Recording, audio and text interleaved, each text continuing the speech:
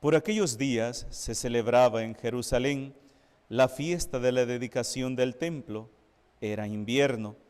Jesús se paseaba por el templo bajo el pórtico de Salomón. Entonces lo rodearon los judíos y le preguntaron: ¿hasta cuándo nos vas a tener en suspenso? Si tú eres el Mesías, dínoslo claramente. Jesús les respondió: ya se los he dicho y no me creen.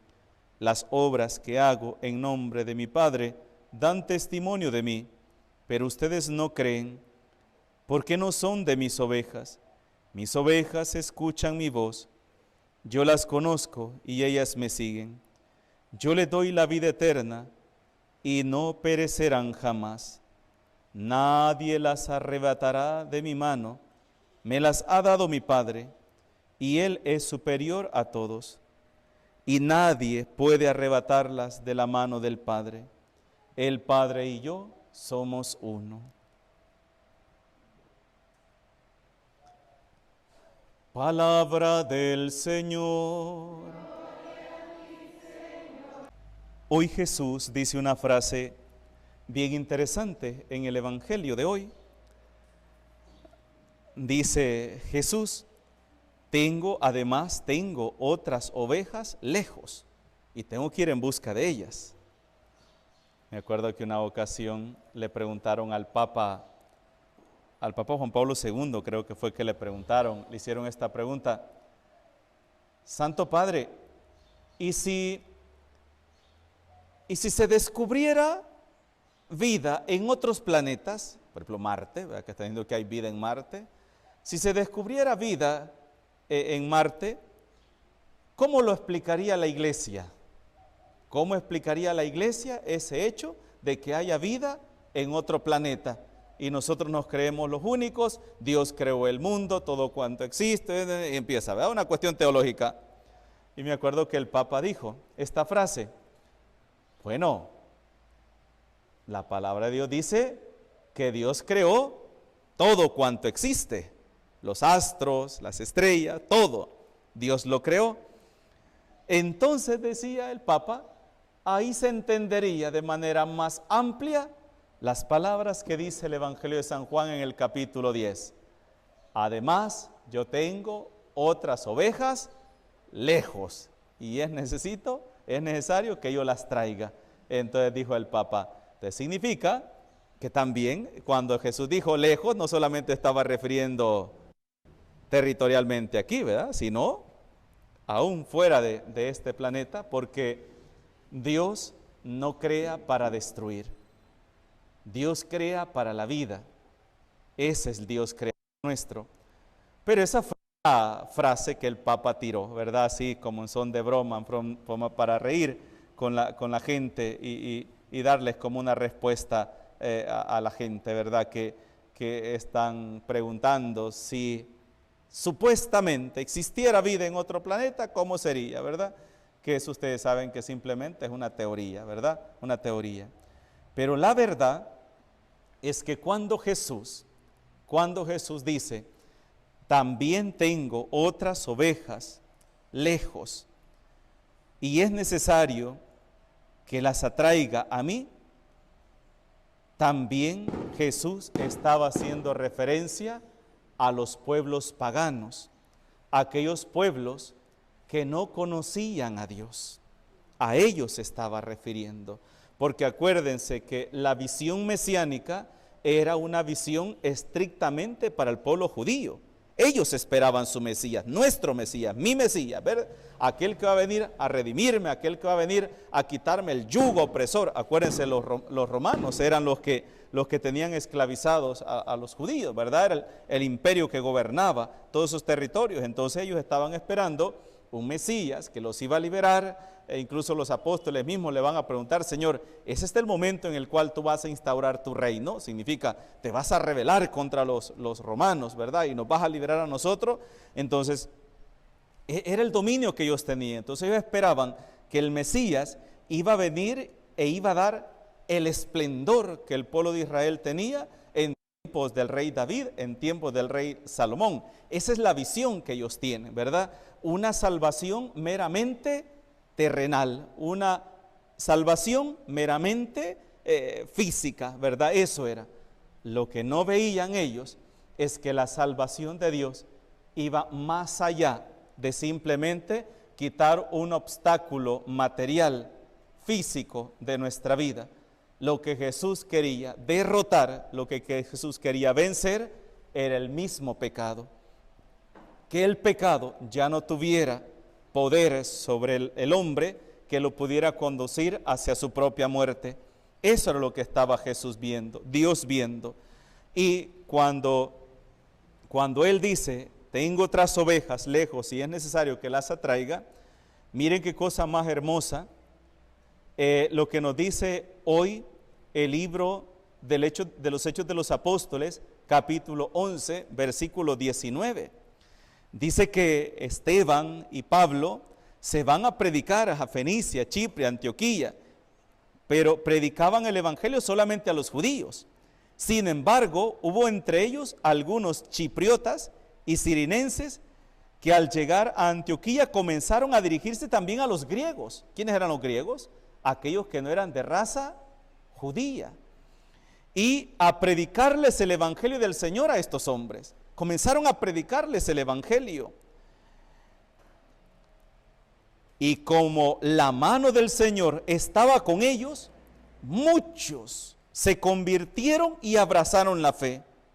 Muchos paganos, todos aquellos que escuchaban el mensaje de la palabra de Dios, se empezaron a convertir. Recuerden, vuelvo y repito, la visión mesiánica en la mentalidad judía era únicamente ¿para quién? Para el pueblo judío.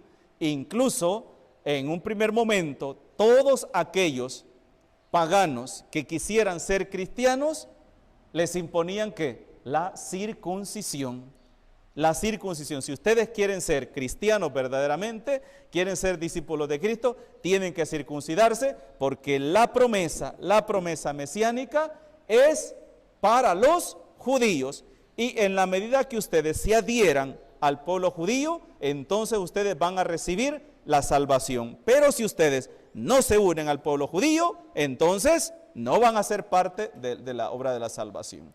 Entonces, los primeros paganos, griegos y todas estas personas de otras nacionalidades, cuando empezaron a conocer el evangelio, los empezaron a circuncidar para que formaran parte del pueblo judío. Miren cómo es esto de importante, ¿verdad? Porque nosotros decimos, ¿de dónde nace el cristianismo? El cristianismo sale del judaísmo, de ahí nace el cristianismo, ¿verdad? Porque Cristo era judío, los apóstoles eran judíos, los primeros cristianos eran judíos. Entonces de ahí nace el cristianismo. Pero recuerden que el cristianismo es rechazado por el pueblo judío porque ellos no aceptaron a Jesús como Mesías, no lo aceptaron. Entonces, ¿qué empieza a suceder? Que entonces los paganos empiezan a abrirse al evangelio. Y no solamente va a pasar en este texto del evangelio, de la primera lectura que hemos escuchado hoy, de los Hechos de los Apóstoles. Incluso Pablo, en un determinado momento, él va predicando a los judíos, ¿verdad? Todos los judíos, les va predicando. Pero cuando él va predicando aquí el evangelio, y detrás de él va un grupo de judíos contradiciéndolo, diciéndole, eso es mentira, eso es falso, lo que él está diciendo es mentira, y van desmintiendo el evangelio. Entonces la misma gente a la que él ha convertido y han recibido la buena noticia con alegría, esa misma gente se le van a voltear encima a Pablo. Entonces va a llegar un momento en el cual Pablo va a decir, me sacudo hasta el polvo de los pies que se me han pegado en los zapatos, en las sandalias. De ahora en adelante, Dios dice, Jesús me envió a predicarles el evangelio a ustedes. Me envió a predicarles el evangelio a ustedes. Pero como ustedes no lo han querido aceptar, de ahora en adelante comenzaré a predicar el evangelio a los paganos, a los gentiles, a todos aquellos. A ellos se los voy a predicar. Y Pablo desde entonces comenzó a ser el apóstol de los gentiles. Así se va a conocer Pablo como el apóstol de los gentiles. Y empezará a obrar predicaciones hermosas, ¿verdad?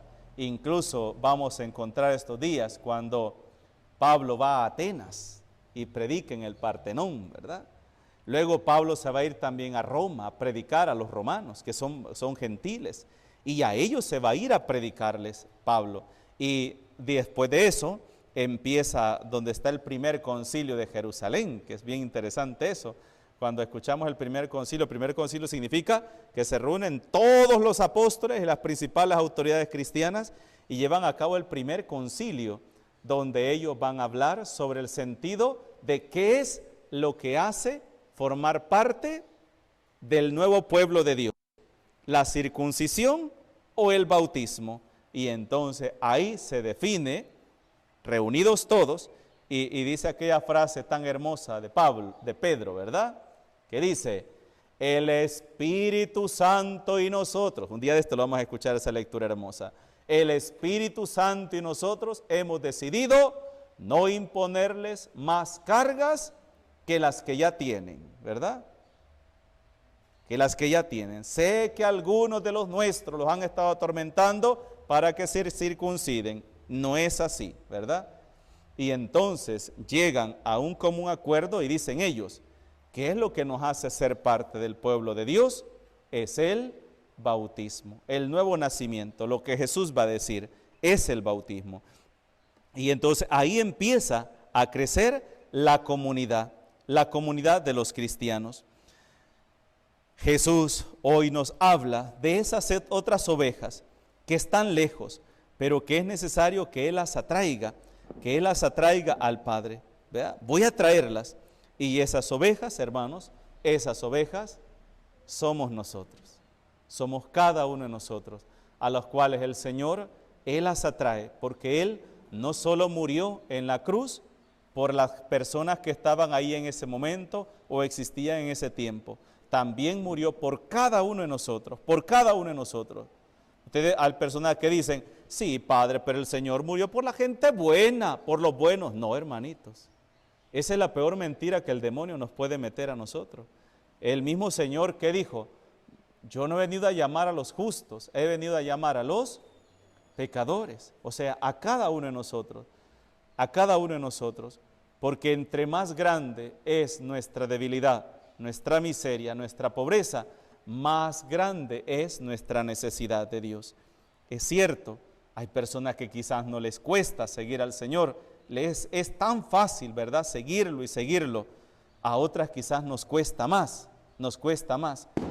Pues por esas personas a las que les cuesta más, que somos nosotros, somos las personas que estamos más presentes ante la mirada de Dios, porque Él es el primero que nos tiende la mano para levantarnos y para seguir adelante.